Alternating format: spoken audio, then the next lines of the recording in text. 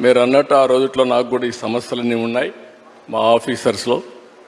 ఆఫీసర్స్కి అయితే అప్పుడు ఐటీ అంటే తెలియని వాళ్ళు మొత్తం. అలాంటి సమయంలో నేను హైటెక్ సిటీ కట్టాలనుకున్నాం. ఆ హైటెక్ సిటీకి బ్రెయిన్ స్టార్మింగ్ అంతా చేసిన తర్వాత ఇదే మరి అందరం కూర్చొని ఆలోచించాం.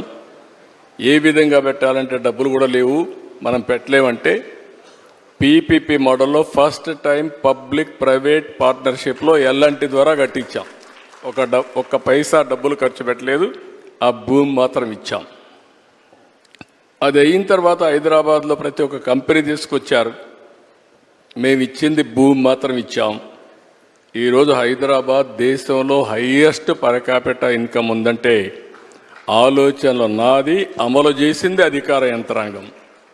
ఆ రోజు కూడా మా సెక్రటరీలు వచ్చేవారు, నిద్రలేస్తానే వచ్చేవారు, వేరే వేరే ఆలోచనలు తెచ్చేవారు, నేను దానికి ఒక షేప్ ఇచ్చేవాడిని, చేపించాం.